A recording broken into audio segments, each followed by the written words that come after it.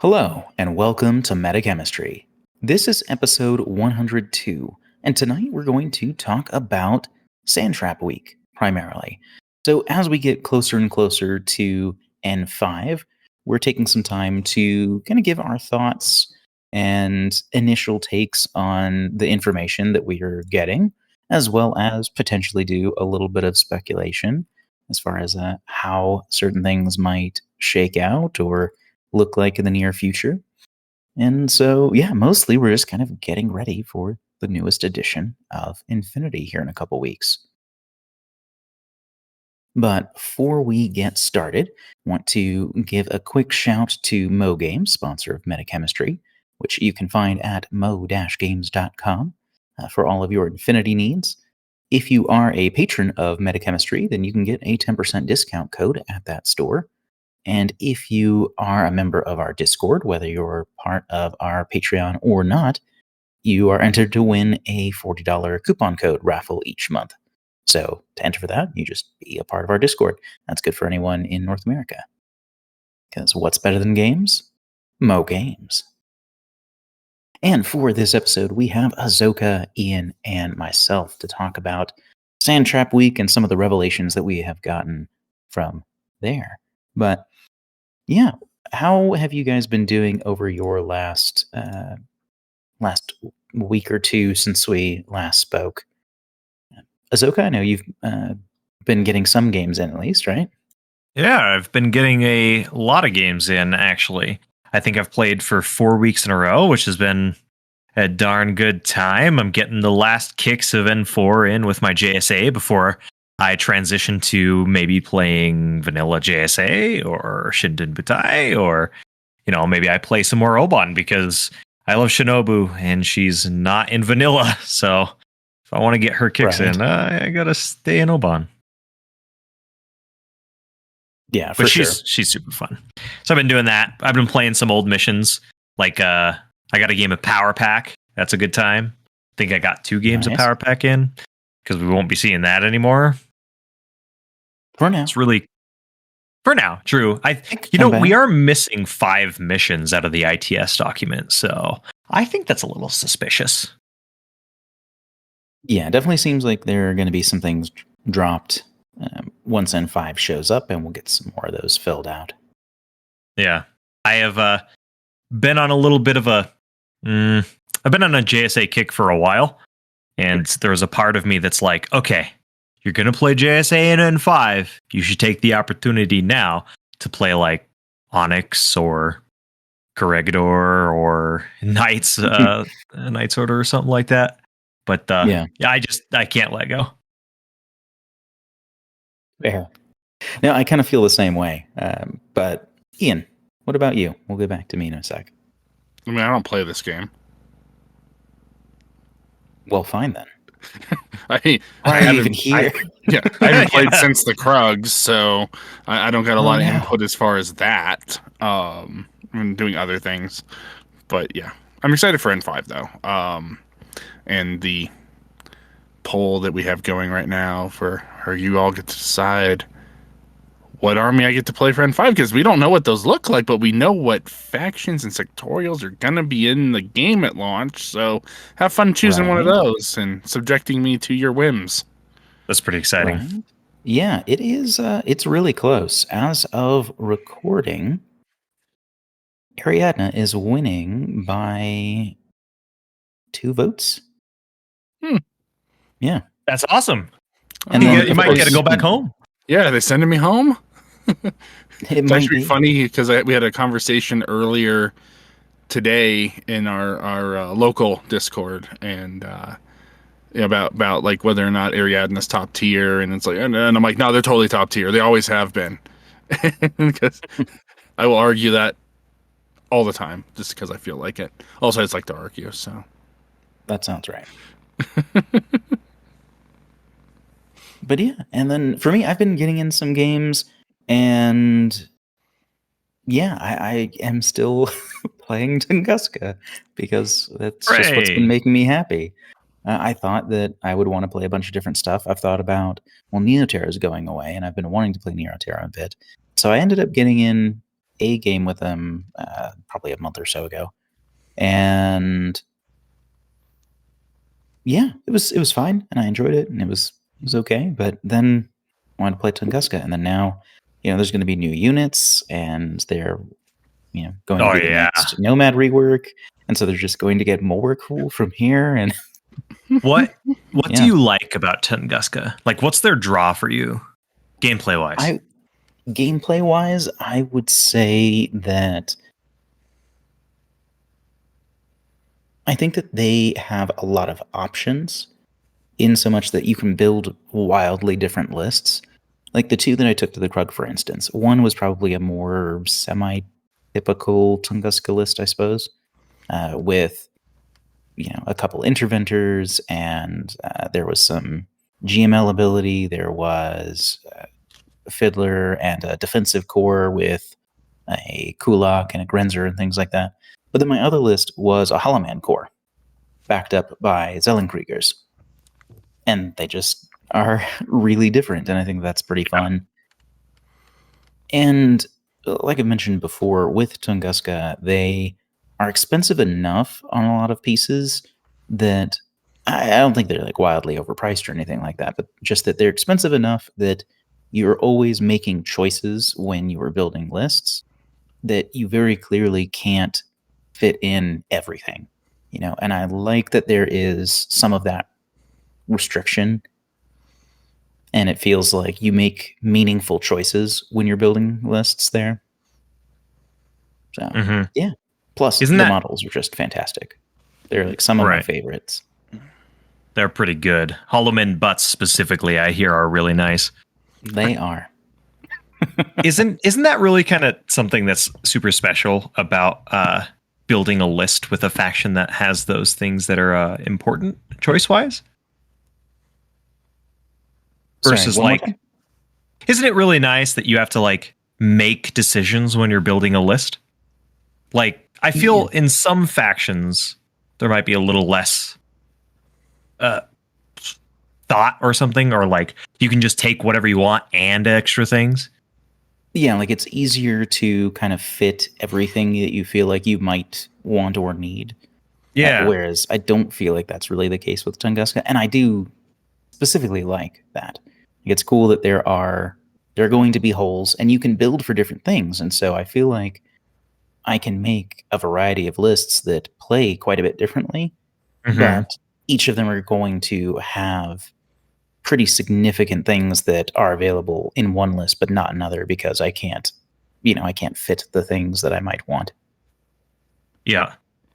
I feel that whenever I play, I feel that it's easy to just fit in whatever I want when I play Morats. It's just like, that's what I was thinking. I could take all the stuff that I want and whatever else if I like, because like you can play your really good core team of Gaki and Preda, and then also have a gunner of whatever variety you want. So yeah. Oh god. yeah, throw in your Yaogat sniper all the time. It's easy.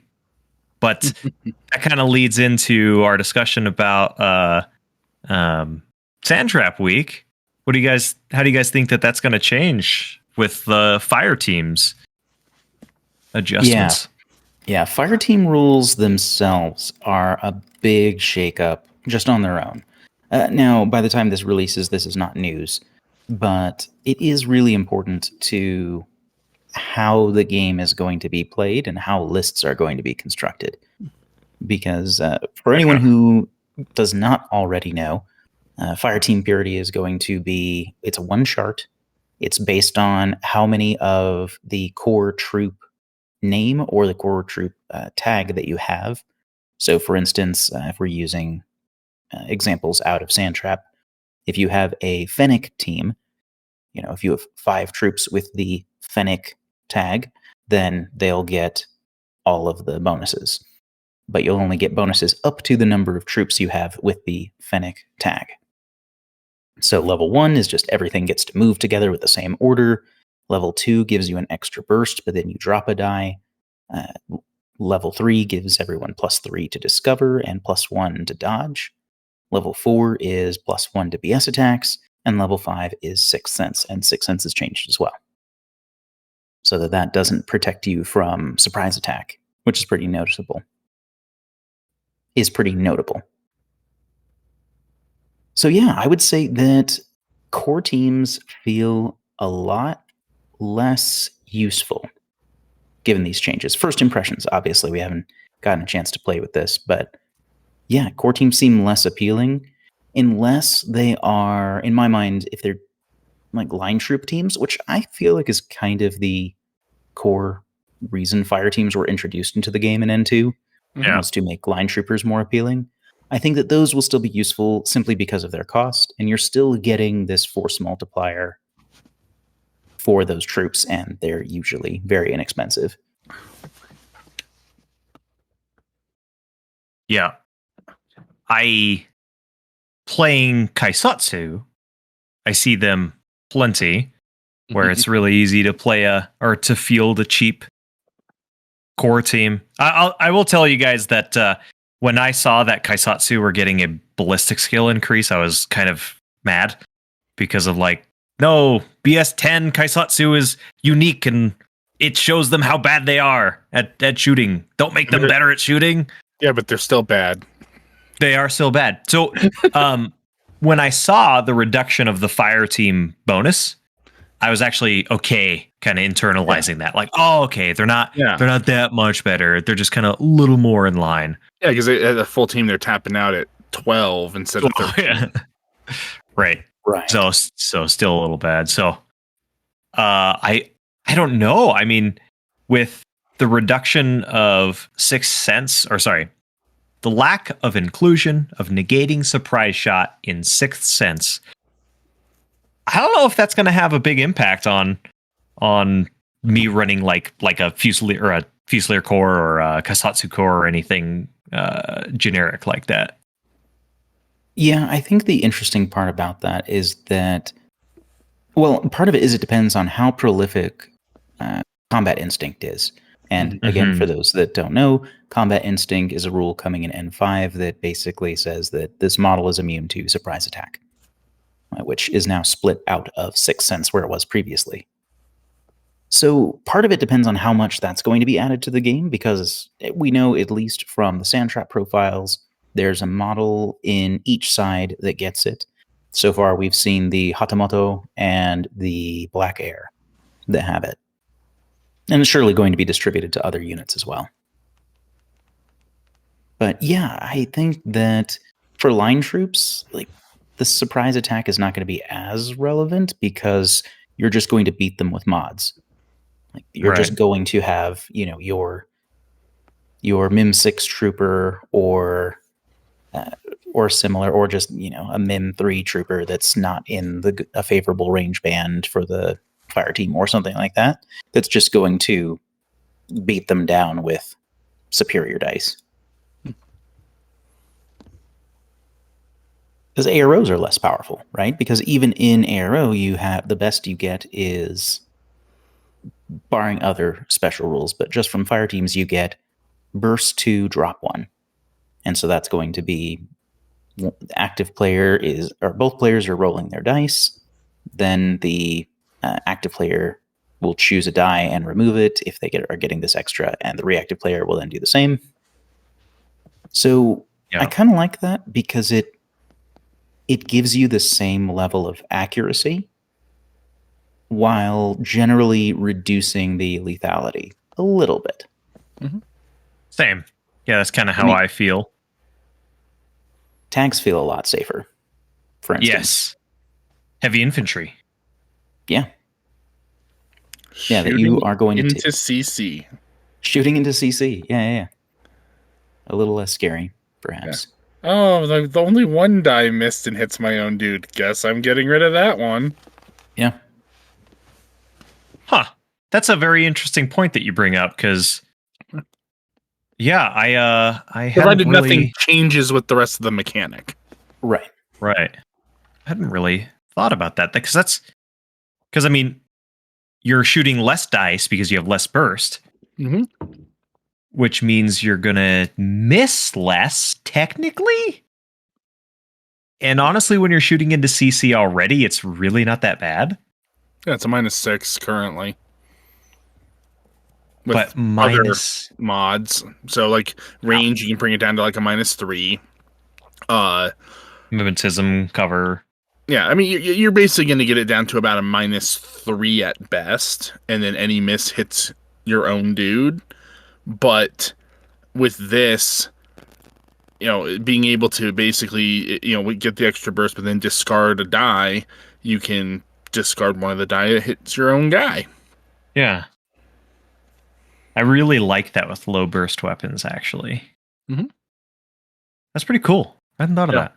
Yeah, and I think it'll help just because it makes that a more interesting mechanic, because I do it because I'm nuts. But like, it doesn't bother me. Like, oh, you're in there with a cheap line trooper. Well, guess I'm shooting in there. Don't care if I kill my own dude. I for the cause. Yep. But they've already changed it, because like N3, it was a -6, and if you missed but fell within the threshold of hitting, if you didn't have the -6, it would hit your guy. And then if you were above what that would be, then it was just still a straight miss, because there's a lot of calculation going on. So then they changed it in N4 to just any miss hits your own guy. So it's the only thing regularly in the game where you have 100% chance to hit something. Yep.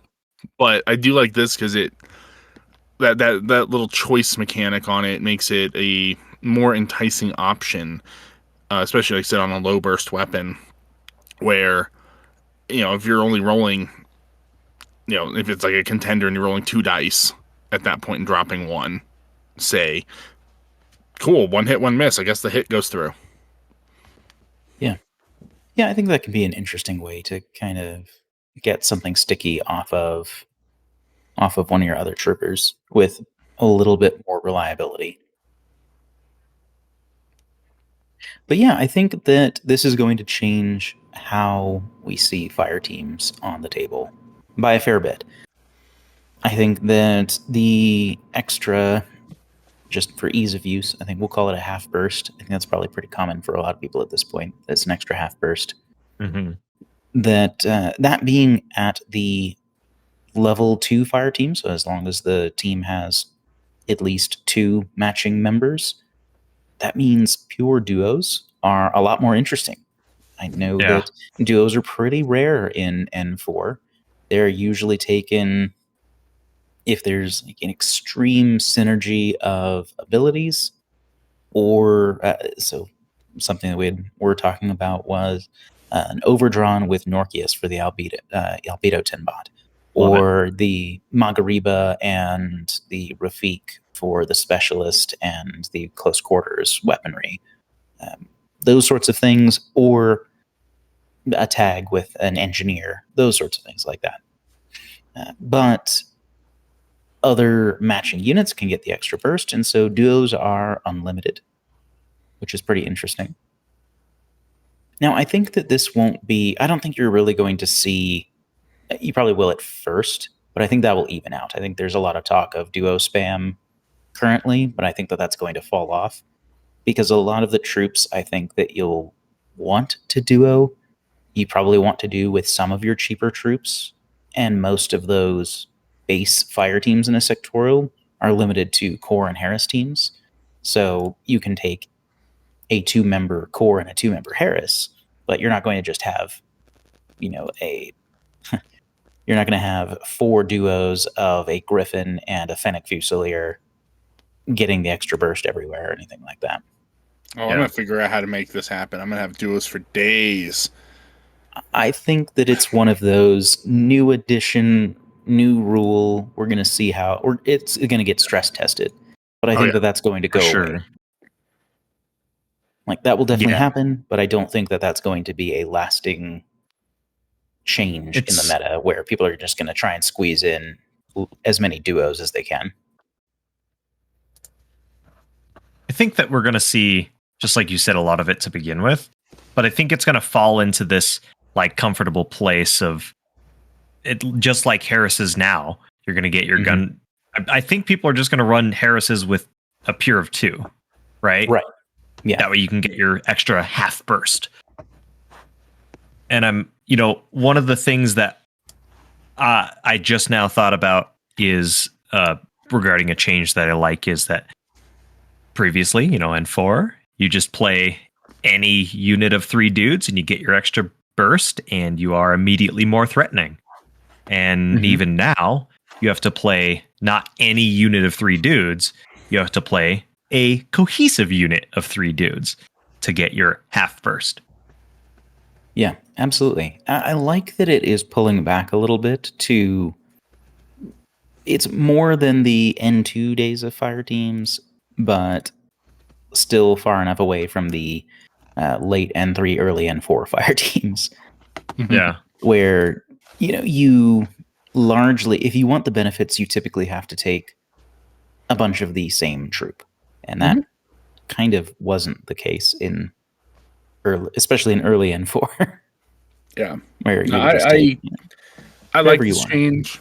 It doesn't bother me because I came up in the era where if you wanted a fire team, it was 5 dudes that were the same unit. And you'd have your different profiles within that, but they were the same unit. And if you were lucky, you might get a character version of that unit that could join them and take a spot. Right. Like wild cards weren't even a thing yet.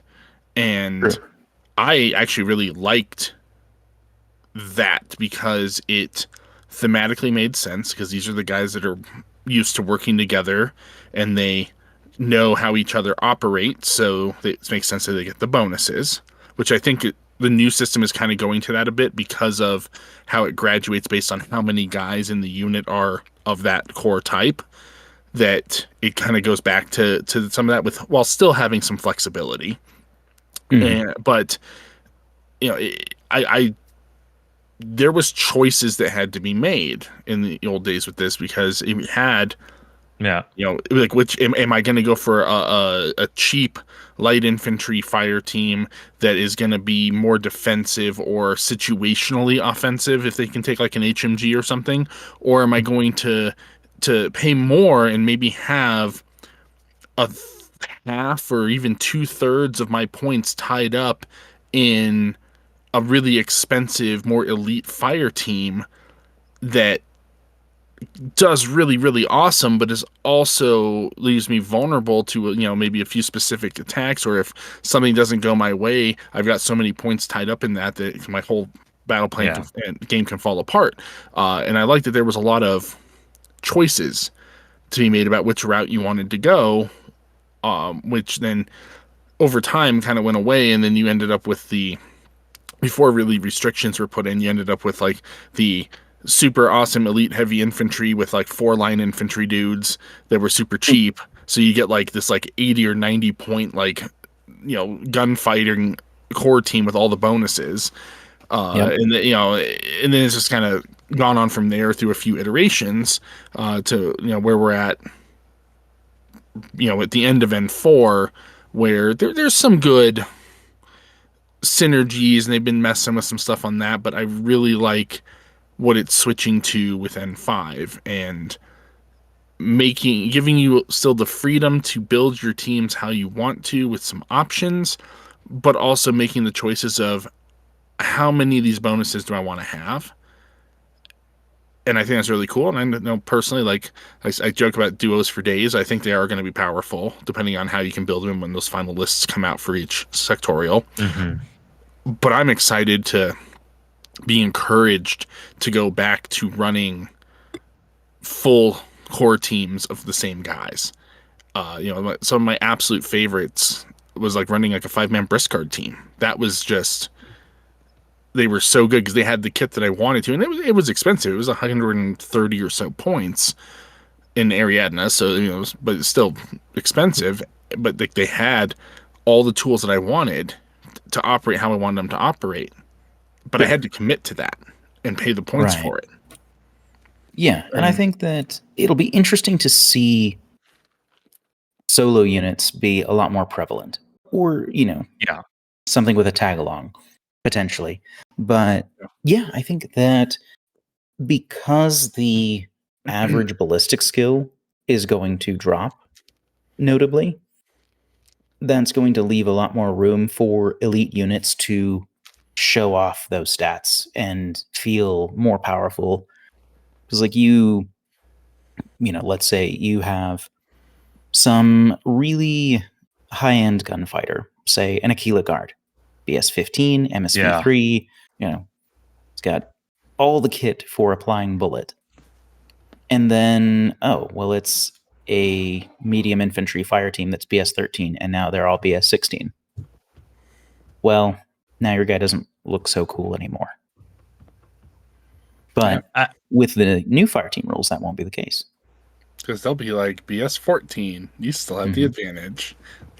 That is one of the ones that I was going to bring up, where when I played the Aquila Guard in vanilla PanO, I was just woefully sad about it. Not that it's bad, it just couldn't work for me, and it felt like that being your attack piece was really hard to attack a big castle. Which profile were you running, if I can ask? HMG. Yeah, which you had to run solo because it didn't have the FTO option. Yeah. If you wanted to put in the team to get the bonuses, you were limited to the multi-rifle. So I totally get where you're coming from. So it's as soon as I even told you guys, or I don't know where I mentioned it, but I was like, oh, Aquila Guard is stealth buffed. This is great. Right? Just in time to not be in a sectorial. But if it's in vanilla PanO, right? We saw that. Vanilla. Yeah. It'll be around. Hopefully it'll see it. I think that, we're also going to see some, not like we really need to, but we're going to see some more Carontids. They're going to step up in value. Yeah. Hooray. Also, I didn't look, but hey, maybe the Aquila Guard can be a duo. Maybe. Yeah, I don't know if we've seen the duo options for N5 just yet. At least not at time recording. Especially not for like vanilla factions. Pricey duo, but I think it could be fun to run once or twice. As we talk about duos, I think that people might be a little more inclined to just be like, yeah, I'll take a duo, versus before they were like, well, if I'm going to take a fire team at all, I should just make it a Harris because of the burst value. And here it's just like, if you're not getting that extra 0.5 burst, it's not really that much of a loss, right? As long as you're a good fighter. Like, everybody knows the good old lovely man, the Unknown Ranger. People run him solo in vanilla all the time. So now it's just like, he gets an extra dude, and that's awesome. Yeah. Yeah. I mean, depending on whether he has affinity with anybody, like currently he has affinity with Marauders and Minutemen. But so like if that were to remain the case, I could see that being some cool options. But even if he doesn't, he'd be fantastic still. I mean, I ran him solo in every faction of Ariadna that could take him. I've run him solo to great success. Yeah. He's great. He's a solid unit. Also counts for grunts for whatever reason. Yeah, I hope we avoid more of Captain those. America, bro. Captain America. Counts except for in Cosmo, where he's Soldier Boy. Ta-da. So, one thing that Captain America does have that's interesting is martial arts and natural born warrior combo, which is changing. Yep. Yeah, so we've seen natural born warrior rather. Both have changed really, but natural born warrior only means that you can't have penalties applied to your CC attribute, which is really interesting actually, because that allows it to fight back against things that it couldn't before. Like Odalisks with CC attack -9 doesn't affect a natural born warrior anymore, or opposing martial artists don't apply penalties back, but it doesn't completely cancel martial arts anymore, which I think is a really nice sweet spot for the skill. Well, I think with the way that the chart's changing, it's more thematic, more cinematic, and it just pushes, even if Natural Born Warrior is in play, it pushes the CC specialists, especially fighting against each other, into this like high level like cinematic duel where they're trying, there's potentially tons of crits until somebody doesn't roll a crit and then it's over. Yeah, right. Yeah, and the martial arts chart was shown a little while ago. After after our last episode, but before this one, where level 1 and level 2 are the same. Level 1's just a -3 penalty. Level 2 is the +3, -3. Level 3 is the +3, -3, and then you get the extra half burst. So you roll an extra die and drop one. Level 4, back to N3 days, gets a full regular burst back. So it's +3, -3, and a full burst. And then level 5 is the +3, -3, and add 2 burst, take 1 out. Mm-hmm. So, yeah, it's pretty cool. I do want to add that notably, yeah, that's the word right now. The Fizz bonus for martial arts is not on that chart, and it looks like where relevant, it'll be getting folded into the possibility of survival of that model. So however they're going to do that or not do that, depending on the model, on more of a case-by-case basis. Yep. Yeah, exactly. Things are just going to have a set possibility of survival, and it just doesn't need to be part of the chart, which I like, because then you don't have to do all these calculations. So, like, wait a minute, which level of martial arts does this guy have again? +3? No. It's just built into the profile now. Yeah. So they're really streamlining nice. Things, which is really cool. Yeah. So I like that there are a lot of changes that will help onboard new players and just make the game more accessible in general. But as far as some of the things we started seeing in Sandtrap Week, we got a chance to look at the full list of profiles. Again, these are not technically finalized from Sandtrap Week. Bostria mentioned, and we've seen it before, that sometimes there are small changes, but they should be very close to what we end up finding come N5's launch. But we saw all of the profiles that come in the Sandtrap box, and it's some pretty interesting stuff. There's some really cool units. I'm actually really excited about Kestrel Force, because I've been wanting to play Neoterra, and I think that this will act as a good blend of Acontecimento and Neoterra. For sure. Before we jump into that, I just want to ask you guys real quick on topic of CC. Not mechanically. Thematically, who do you guys think is the best CC unit in the game? Musashi. That's exactly what I was going to say. Do you think Musashi's going to get Natural Born Warrior? I don't think he needs it. It's Ajax. Ajax was the correct answer. Big hammer, big win. I think he might, because then he suffers no negatives. But he's also not a natural born warrior. He is the martial artist. I don't know. Yeah. We'll see. Yeah, see, I like the idea that natural born warriors, because they fight dirty and they throw sand in your eyes, or knee you in the groin. So that's why they negate your martial arts. Ajax is going to parry this hammer. That's his natural born warrior. Yeah. He plays golf with you. Yep. Well, anyways, back to Kestrel. Sorry for that derail. No, it's all good.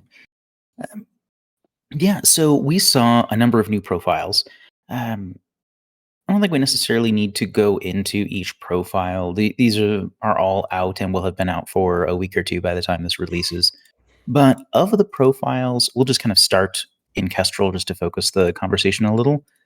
Any kind of standout things that you've noticed, either a unit you think is really cool, or a trend across the profiles that you find interesting, or any other stuff like that jumps out from the PanO half of the box? Black hair. Black hair looks fucking really cool. Oh, yeah. That thing is. It's true. I want it.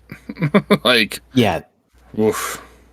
Yeah, the black hair strikes me as kind of your typical medium infantry in PanO. You've got your BS-13, MSV-2, Mimetism 3. It's a nice. But it gets combat instinct.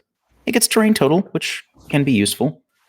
But yeah, it's really interesting. And I like the idea that it, the sniper profile, is intentionally an Overwatch weapon. because it's the only option it has, at least in the preview profiles, is the Neurokinetic multi-sniper. Yeah. And it can join Fireteams. So it can get 2.5 burst, where most Fireteams are not able to accomplish that. Now, that one's cool, and the model's fantastic. That's really cool. My vote for the best profile has got to be the parachutist deployment zone killer hacker. Like, I think that's really super cool. Interesting one. A cool surprise. Like such a useful profile like that. Like if I'm taking just one, that's the one I'm taking in most missions, because that's the guy that's going to be able to get in there and either do the mission or disrupt my opponent's back line very successfully. Yeah. And this thing is a classified powerhouse. Yeah. It is a medium infantry. It is an elite troop. It has a visor. It has a hacking device, a killer hacking device, but still. It has decharges. It's got a lot going for it. I haven't looked to see how many that ends up being, but I think it's like 15. A ton. Yeah. Last I checked, it was like 3/4. It is. Because I remember when you were playing the Asura, I was like, man, what doesn't she do? And the answer is she doesn't Doctor and do engineer. like 6. I think it was 6, so like 14. Yeah, Doctor, Engineer, the decharges, obviously, and a little bit of other stuff. But yeah, she does a lot. And that's one of my favorite things about the Hacker Asura.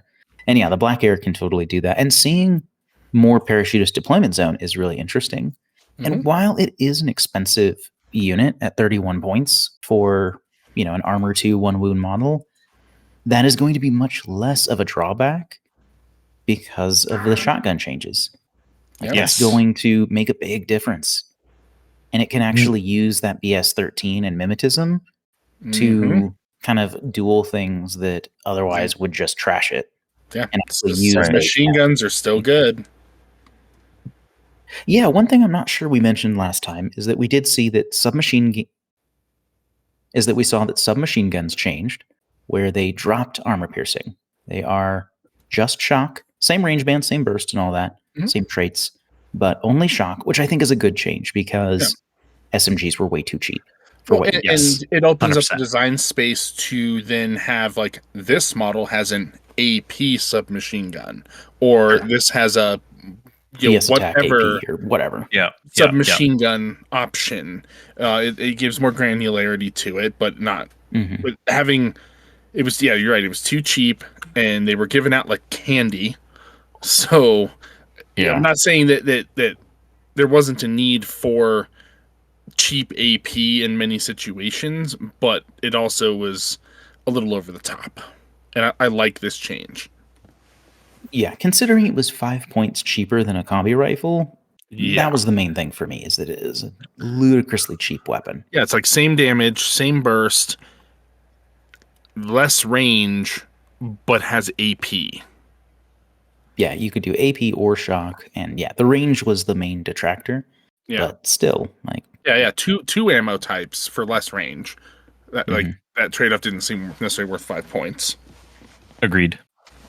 Yeah, I think especially whenever you put them into suppression fire. Oh yeah, right. Like then the range doesn't make a difference.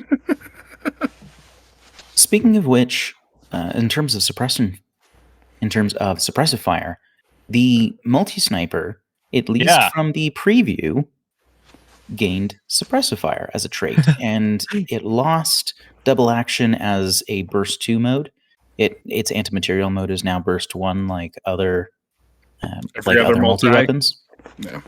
Yeah, I kind of liked that the multi-sniper had more bite to it.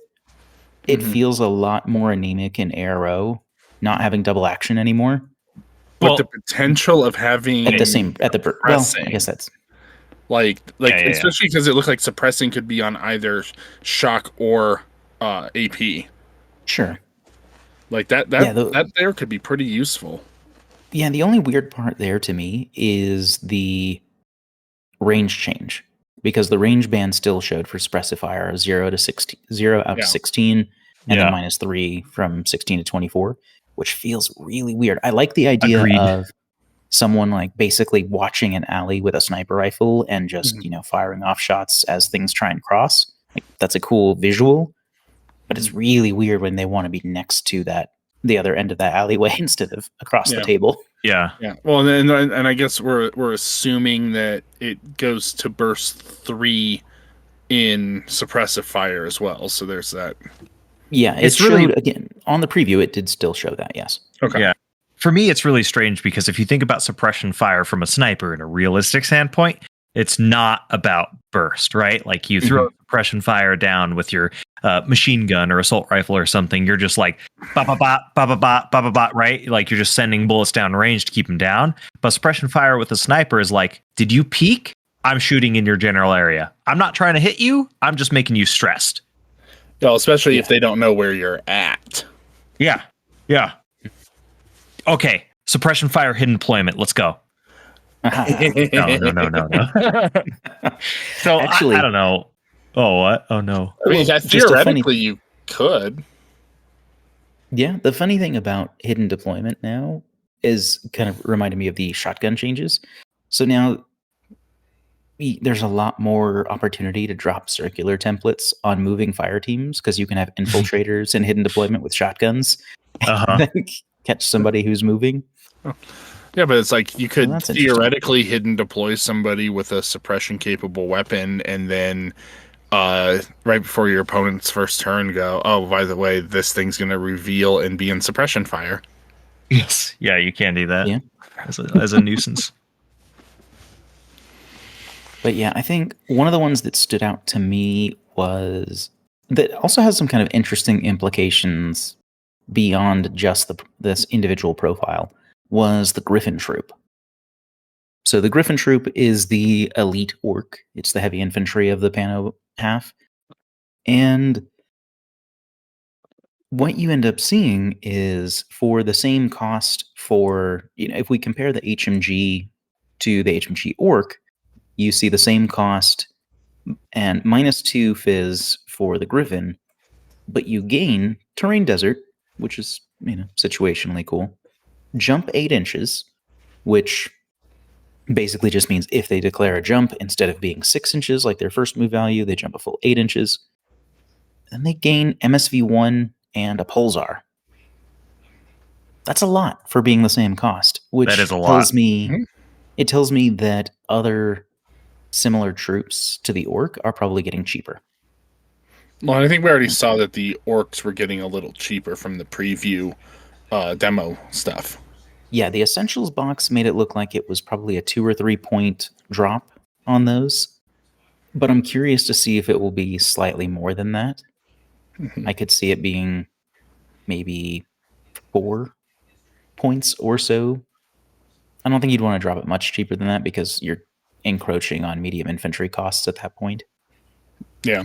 But yeah, I think that some of these troops that were not terribly appealing before are probably going to get a little bit cheaper so that they're more useful to run. And you can kind of, again, just raw stats are more valuable now. That's kind of been the orc's problem for a while, is that all it has going for it points for entirely is raw stats. That's it. It has ballistic skill 14. It is great stats. But but you look at any ARO and you are outclassed in ballistic skill when that's the main thing you're paying for, other than being a 2-wound trooper. When that's the main thing you're paying for, it's a little rough. And I think that will be much less relevant moving forward. Big buff. Yeah.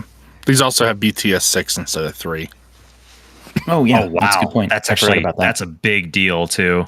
Yeah. Yeah, that is nice. I forgot that works for 3 for some reason. And then, we were talking a little bit earlier about relative points costs because you pointed out that the HMG and the Feuerbach on the Griffin are the same cost, and that doesn't seem to be the case elsewhere. And you are correct. Every current profile that can take an HMG or a Feuerbach where all the other skills and equipment are the same across those profiles, the Feuerbach is 1 point more. Okay. Yeah, I could see the Feuerbach getting a, a slight trim there. That makes sense because half the burst is pretty relevant. Yeah. And especially since you're no longer adding full burst when you're in Fireteams anymore, that's pretty notable. Because that's kind of the thing is like, okay, well, you're hoping that the Feuerbach will just make up the difference with extra hits or extra saves rather instead of hits, which actually kind of works to its favor in some ways because, again, things are a little bit more accurate now because they're the same level of accuracy, I guess, but they're a little bit less deadly because you're pulling off dice from the roll. But that means you're more likely to land those 2 hits than just being burst 2, obviously. Right. It's fine. Just land the hits and let things die. Yeah. So one of the other notes that I have about the PanO half of this is both juicy, like, oh yeah, I'm really excited to see them across the table, and simultaneously, oh, I don't want to see them across the table, is the amount of MSV. Because JSA, that I'm like, no, I don't want to see more. But when I play my Onyx, I'm like, yes, give me more. That's all right. That sounds about right. You can be happy or sad about the MSV. What I'm happy about, if we switch over to the Banshee, is that Banshees look cool. They took my Echo Bravo from me, but they gave me she that has a wild parrot, so I get to still have fun with that. Yeah. So is Echo Bravo in vanilla now, and that's it? Is it in vanilla? Varuna is going away, but it's still in vanilla, I believe. Okay. That would be, one thing we might want to do is look and see which profiles are actually just gone. Yeah. Well, we're going to definitely going to be a loss. But yeah, so it's like if they keep all of them, which, to be fair, there is a legit model of the Echo Bravo with the wild parrot, so hopefully that sticks around. But but yeah, having a Banshee and a Echo Bravo would be gross. But if I don't get the Echo Bravo, at least I get the Banshee, which is also really gross because it's got MSV and D charges and it's parachutist or combat jump, so it's medium infantry. It's got a Pulsar. Yeah, it's got a Pulsar plus 1 burst. What's interesting? The Zulu Cobra that's still around. I thought it was the Echo Bravo, but it's the Zulu Cobra that's stuck around. Yeah, I thought the Echo Bravo was going away. So yeah. Dang, rip. So what's interesting to me is like I don't know the exact numbers at the moment, but I have seen a lot of profiles receive templates, which is a little weird because I'm like, oh yeah, shotguns, they're losing templates. But then we look at the Banshee and it's like, they've got templates also. Yeah. So I wonder if that's still going to be a lot. And like the Black Air has nanopulsar.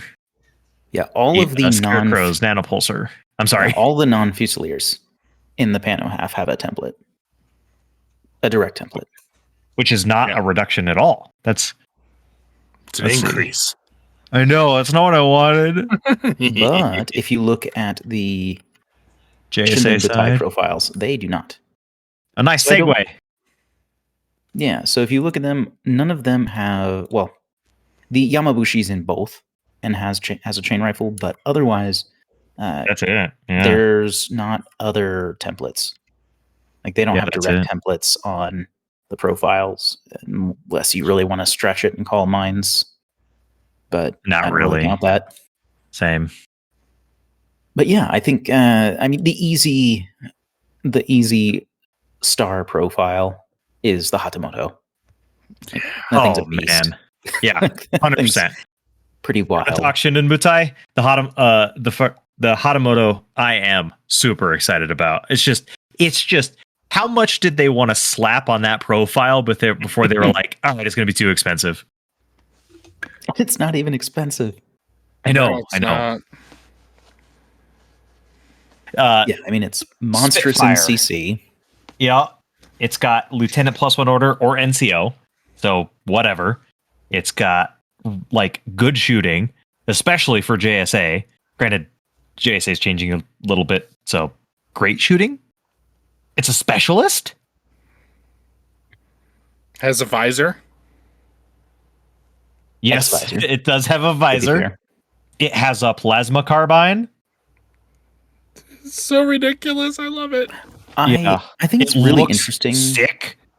Yeah, the model's great. I think it's weird that it has a Red Fury and Spitfire option. Yeah, agreed. I don't like that about it. One or the other, right? Hey, like I know, but hey, if you really want that better possibility of survival, it's 1 point more. And a Swick. Well, half a Swick, unless you're playing the Lieutenant, and at that point you just take the Spitfire. Yeah. Yeah. The Hatamoto feels like it's going to be your Lieutenant most of the time, and if there is a Kemputai equivalent, it will always be a Shindenbutai Lieutenant practically. Like this is going to be everywhere now, if there's cheap chain of command. Interestingly, it's more expensive to take the Plasma Lieutenant than the normal, but it's cheaper to take the Red Fury. That is weird. That is very odd. I don't get that. Yeah. Well, the Plasma Carbine is cheaper because of the low burst. No. It's a burst 2 weapon. It's 34 points, but it's 36 points as a Lieutenant. Yeah, because you're paying for the extra Lieutenant order. Yeah, but the other two are 2 points cheaper as a Lieutenant. And Swift cheaper. Oh, I see. That's what I'm saying. Is they do inverse for Yeah. I bet that that's stumped. Yeah, I bet that is an error. I bet that the Lieutenant order, the +1 Lieutenant order, is meant to be 2 points more for all of them compared to the NCO option. Yeah, that would make sense. Or cheaper. Because I have seen plenty models be cheaper. For example, Norkius. Norkius is cheaper if he's Lieutenant. Yeah, but that's because he has NCO on his profile all the time, whether he's Lieutenant or not, so he doesn't pay as much for NCO if he is the Lieutenant. Sure. Because then he could use the order anyway. Another point of note here on the Hatamoto is no cover. That is something we have not seen before, but we know that it has nanoscreen, so there's got to be some rules clarification there that's like, hey, this guy has a nanoscreen, so he's got cover all the time. But just kidding, because of no cover. Yeah, so Bostria had mentioned that no cover it's a rule that does what it says on the tin, that it can't claim partial cover. But basically, nanoscreen, it's written so that having both of those rules means you can't stack nanoscreen with partial cover from terrain. Yeah. Why did that need to be clarified with an extra skill on the skill line when nanoscreen currently says it can't be paired with partial cover? I don't know. Yeah, that's weird. That's what he had said it was for. It does seem odd to me. Well, and I wonder... Maybe because maybe nanoscreen doesn't say that anymore, allowing certain models with nanoscreen in the future to also get cover. Dear God, I hope not. That sounds stupid. It does. Get it with a template and it's fine. It's also... I mean, I guess. That's kind of antithetical to the whole making things easier to approach. Like everything being -3 for cover all the time and, the normal PS bonuses, reductions, whatever. Yeah. And then being like, yeah, but this one model actually gets a -6 for you shooting at him. I get what you're saying. I'm just looking at while they've been simplifying and streamlining, they've also been granularizing the design space to allow them to do stuff like that. Yeah. Stuff like that, like this is why we now have hidden deployment models that don't have mimetism -6. Or camouflage. Yeah, or camouflage, yeah. Mm-hmm. But yeah, Hatamoto is a pile of potent skills. Yeah, mimetism combined with a nanoscreen is really good. Yeah, Natural Born Warrior and Martial Arts 4 with great close combat weapon. Basically, the best close combat options you can get in monofilament and an EM option. Yep. Just don't get hit with a template everything. Because it's only armor 2. Yeah, that's kind of interesting. I can't offhand think of any other heavy infantry units that are below armor 3. Yeah. I don't know if you guys have any examples, but I don't know of any just offhand. I think armor 3 is the lowest that I see. Yeah. And I get that, always having cover is, better than it just being armor 3 or 4. Yeah, it's effectively armor 5. And it's actually slightly better because even if it gets hit with a AP that it only drops 1 point of armor, so it's still effectively armor 4. But if it gets hit with a template, it is gonna not be happy. Yeah, that's very interesting.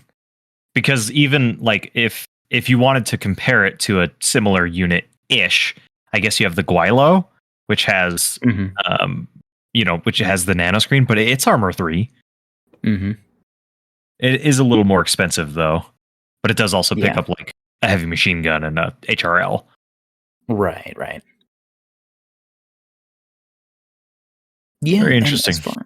As far as other Shindenbutai things that I find interesting, I think it was kind of odd. I mean, it's a welcome model to see back because I really like the Raiden. Yeah, but it was interesting to see it come back and not be an Oban. Or, well, I don't think it's going to be an Oban. Yeah, I doubt to come back, but not to its original home is just kind of interesting. It's because the Tonkos and the took over for the other one, and then the Ryukin took over for the Raiden. So they've already got their replacements for those. Yeah. But I mean, it's pretty close to a Ryukin. And they always were. But now it's just not on the table at all. Liked the Raiden in the past. The thing I found super interesting with the Raiden is that it doesn't have new concept art. They are very, very much using the original concept art for the original model of the Raiden, and then they've just made the model like the new modern. sculpt is. Well, it's not even modern. It's the same. Because I even pulled like my old ones and kind of looked at it. It's the same style. It just is bigger and in the proper scale now. But it's very, very much in that same design language of the original model, because they are using the original artwork, which normally they don't do that. They'll do like completely new artwork, updates and stuff here and there, and put out something that has some very solidly different design cues to it. This one they did not, and I actually think that's super cool. Personally, because I think the original design was just that good. So still good, right? Another piece of information, or not another piece about Shindenbutai that I found interesting is that there's 2 units with climbing plus in there, so they might have tons of movement skills. Yeah, and I think that's really cool to see. I like that. They are going to rely on mimetism and mobility to try and get into CC, where they're exceptional. They're going to be really strong in CC.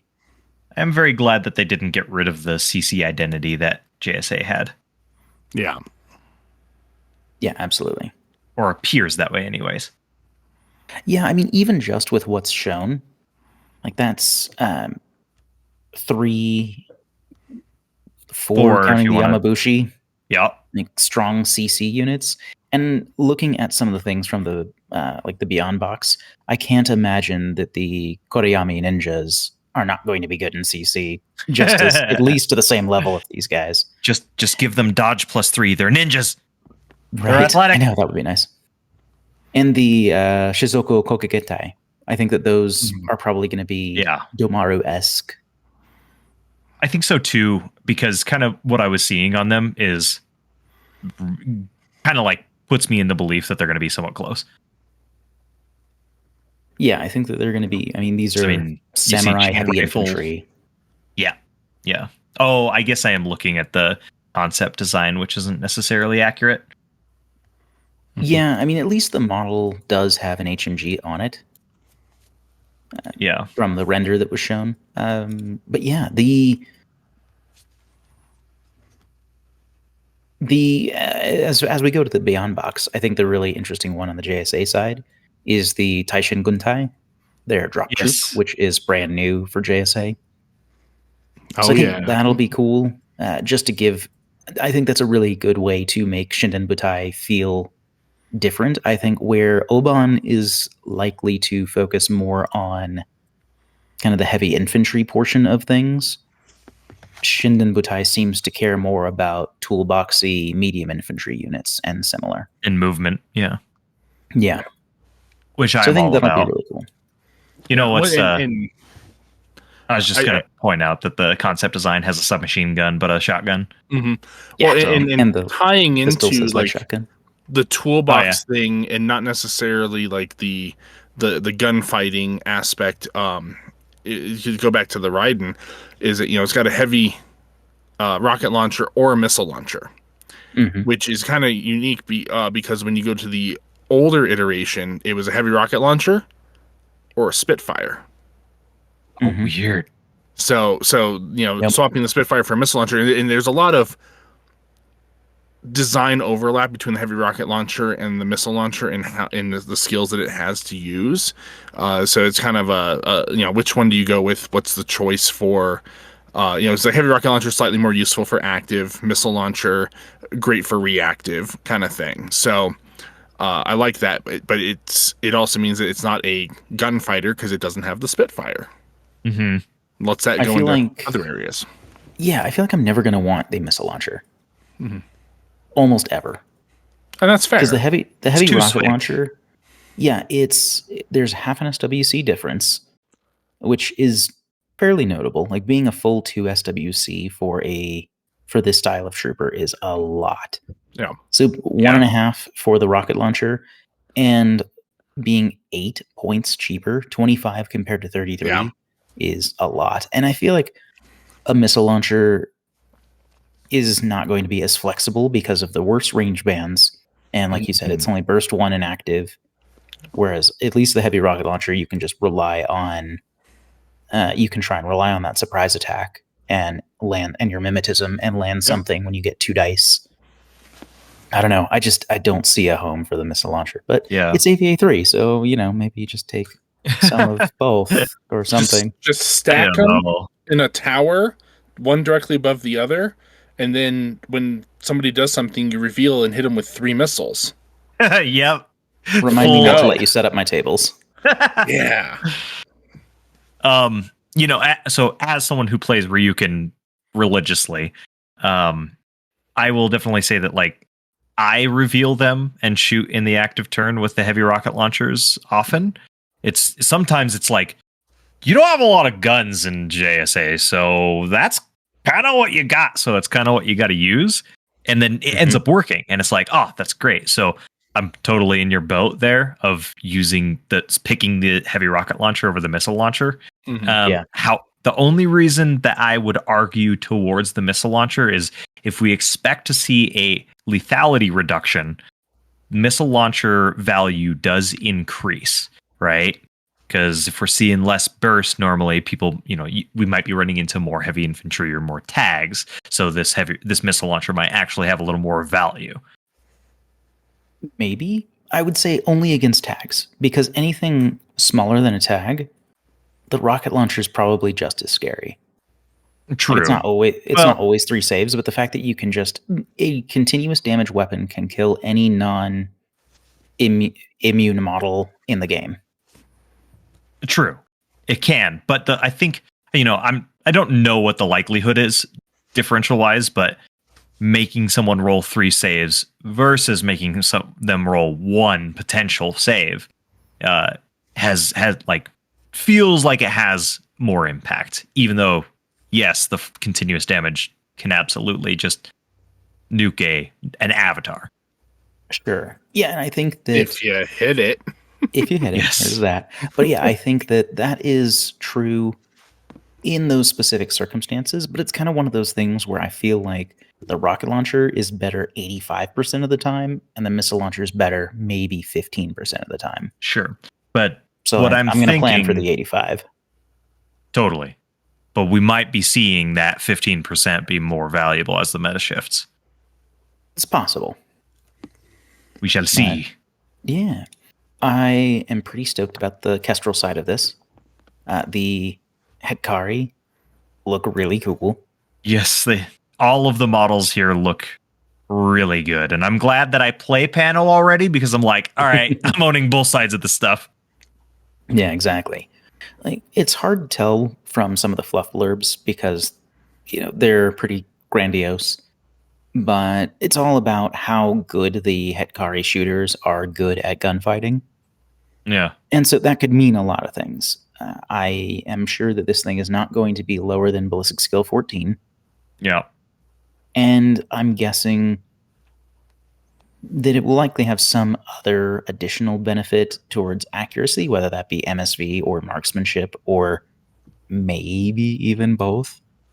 And I could see it having, like the multi-Red Fury is what's listed on the dossier, along with a missile launcher and SMG, which is really interesting. I don't know why we never got multi-Spitfires. I've been wanting multi-Spitfires forever, but I guess this is cool. But I could see them getting, like BS attack +1 damage or something like that. Yeah, and just being and they look more armored, so I could see them being like armor 5. That would be really cool. Silhouette 2. So armor 5 isn't out of the question. Do we know they're silhouette 2? Just based on the proportions of the model and the base, I can't imagine that being a 40 mil. Oh, this thing's really, really tall. Right. I'm stupid. Mm-hmm. So I'm a big fan of the what are they? The Knights of Justice. I'm a big fan of them because they're big armor 5 beefy boys, but they don't really see much use for whatever reason that you want to come up with. So I am really hoping that these Hikaris get to be armor 5, and it's like, we get to do this stuff that you wish these other models could have done. Right. Yeah, especially with the Father Knights coming back, and they're going to have presumably reworked profiles and new alien stuff, I'm guessing. Yeah. But yeah, the Fireflies look cool. I'm almost certain they're going to have an engineer profile, because they have kind of all of the trappings I would expect, like the big extra side bag. They have D-charges and mines and Panzerfaust and stuff. That's like combat engineering type stuff. And they can duo with tags in Kestrel. So I think that they're going to at least have an engineer option. And they look cool. But I think one of my favorite things out of the whole Beyond box is that Blink team. Blink team, heavy cool. rocket launcher. Like, she is definitely, I love it, reminding me of like the Hexa. You can even see like the digital hexes inside the cloak and stuff. Yeah, I would not be surprised if this was like a MIM 3 or MIM 6 gunfighter piece. Maybe even hidden deployment. Yeah, I think that would be cool. But yeah, I'm pretty stoked. Yeah. What do you think? We haven't seen this before, so I don't know. And kind of a bit of a big stretch considering these dossiers aren't actual up-to-date stuff, but the Kuriyama ninjas also have D-charges and mines and like shotguns and submachine guns, so they have the kit of an engineer. Do we think we're going to see our first hidden deployment engineer? I don't think so. I don't think that it's going to be an engineer. I think that it's a little bit different when you have CC specialists, because D-charges are also a powerful CC weapon. Less powerful now. They're APDA instead of AP explosive, but still good. But yeah, I think that it's going to be more of a CC and classified tool. I think it will have a specialist option. Yeah, naturally. But I'm not feeling engineer on it. I think that would be interesting. But I don't think Shindenbutai, from what we've seen so far, would really benefit significantly from that. Interestingly, Shindenbutai gets access to ninjas. So I'm curious how much different the Kuriyami ninjas are going to be. Because if they pick up hacking profiles, why even make ninjas available in Shindenbutai? It feels like they're really encroaching on design space there that I don't think you would actually want to overlap. Well, I just think about the difference between ninjas and the mercenary ninja. Which one was that one? Kunai. The kunai. Yeah, the kunai, where they occupy just extremely different design space and what they did, because ninjas are all about let's get close and kill stuff and do objectives, and the kunai was like, I'm going to sit back here and gunfight and shoot things and ambush them. Right. So I'm wondering where the Kuriyami are going to sit. I think that these are going to be more. I want to say, like, the first thing that comes to mind is like ambush troops. I know ninjas kind of are in a way, but like these, I could see Kuriyami being closer to O12 Nightshades. Maneuverability skills, they have mines, whereas regular ninjas don't. Yeah. And so I could see this being climbing plus and or super jump and things like that. Like, it definitely makes me think of the Nightshade in terms of the kit that's shown on the dossier, at least. Yeah. In fact, I think those are all the same options that the Nightshade has. I'm pretty sure. I think it even has the decharges. Yeah, Nightshade just picks up drop bears over. Yeah, submachine guns, shotguns, mines, decharges. Like, it's exactly the same kit as far as just that dossier shows. Except the Kuriyami, I think, are going to be better in CC. Yeah, maybe by 1 point or something, but we'll see. Better weapon too. Sure. With the DA, I'm sure DA seems likely for them to have. Yeah, well, the shock. Right, but Nightshade has decharges also. True. And a para weapon -6. Yeah, which is pretty funny. Yeah, putting you on a neg 9 in CC with them. Wow. Or a neg 12 with surprise attack. Why am I not seeing this? Because they're hidden. Because they're fragile 1 wound models, I guess, and shotguns are a thing. Yeah. Not anymore. Right? Yeah, so I think that's probably a good time to start transitioning towards final thoughts, but I just want to quickly say thank you to everyone who supports us on Patreon.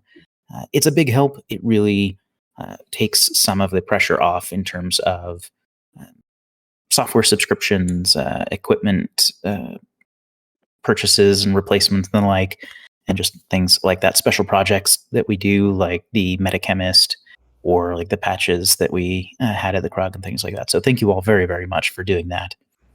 And if you are interested and able to join us there, we also have some special benefits for you guys where you can get early access to episodes. You can get access to some.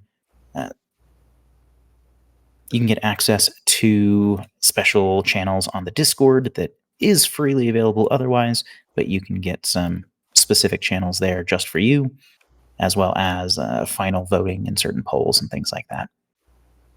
And even if that's not something that sounds appealing to you, we'd love to just have you on our Discord anyway, just to come and hang out and chat and show off models or talk about the new edition, make wild speculations, whatever the case may be. But with that said, final thoughts on what we've seen during Sandtrap week. Any kind of last minute things that really jump out at you or things that you might be particularly excited for? Ian. Yeah. Oh, go ahead. Sorry. Had to pick somebody. Yeah. No worries. I'm excited for all of it. Of course, new edition, new profiles, new ways to do stuff. Old stuff coming back. All of it is just, I think it's, for me, just a really great thing to kind of breathe some fresh life into the game. Not to say that the game was stale by any means, but over the course of, the edition and all that, we've been playing a lot of the same stuff over and over and over, and there's not a whole lot new and a whole lot surprising. So when something like this comes around and we get an edition change with all these kind of new, different changes and new units and new ways to do stuff, I do find that exciting and very refreshing. So that's I think we just so much fun. I'm looking forward to it. Very cool. Yeah, definitely a lot of exciting stuff on the horizon. But what about you, Azoka? One thing that I do want to say first is I am super pumped about N5. This is a great time to be playing Infinity. And then the other one is, while it's a great time to be playing Infinity, there is so much changing. So approach the game like it's new, because there's a lot of differences, like decharges not being explosive, or I don't know, surprise attack counting against Sixth Sense, that gonna miss a lot. So have some patience. Make sure you approach things like it's new, because there might be some changes to some stuff that you thought was actually fine or unchanged. Yeah, absolutely. That's definitely along the lines of what I was thinking as well, where N5 was kind of described as being kind of polishing the N4 rule set. But the more that we learn about N5, the more I think that it's going to be pretty substantial. It doesn't change the core of the game. Like, you're still playing Infinity, very much so. But it is definitely a lot of things that will change what appears valuable, what might be desirable to play in some instances, and things like that, where I think we'll see more solo pieces, smaller fire teams, more fire teams, like more smaller teams. And I think that more fragile units will be able to shine if they, are units that can kind of stack a strong advantage. Like Mim 6 infiltrators, I think will be a lot more valuable in this edition because they're less likely to get just splatted by some corner guy with a shotgun or what have you. So yeah, I'm really interested to see units that are able to perform in accordance with the skills that you're paying for. I think that that'll be fun to see. Like, you buy an elite unit, it does elite stuff. It's not going to be unstoppable still. Infinity is still a very deadly game, but it's toned back just a little bit to where I think that you'll be able to leverage those skills and abilities a little bit more readily. I'd also want to finish up a note on the Sandtrap battle report. I think that there were a couple interesting things there that were mentioned that I don't feel incredibly confident are actually going to be part of rules. Yeah. But I wouldn't mind if it'd be the case. Like, one thing that they showed off was it wasn't mentioned as like a new rule or something. It was after Bostria had failed a couple objective rolls and then spent a command token to re-roll it. That didn't seem like it was showcased like a new rule. But I think that'd be cool if it was an option. Like, that's one I've of the always wished that the was sad there. things. Yeah, exactly. Like, it's one of those things where to just be rolling a die and not getting it just sucks. It just feels bad. Especially when you fail to get an objective after spending 7 orders on it. Right. That's really rough. I mean, I won a game against Tim because of that, and it's like, okay. Yeah, for sure. But yeah, well, thank you guys for talking Sandtrap Week. Thank everyone for listening to what will surely be updated with information right before this releases, like our last episode. But what can you do? But on behalf of Metachemistry, this has been Devin, Azoka, and Ian, and that's the meta.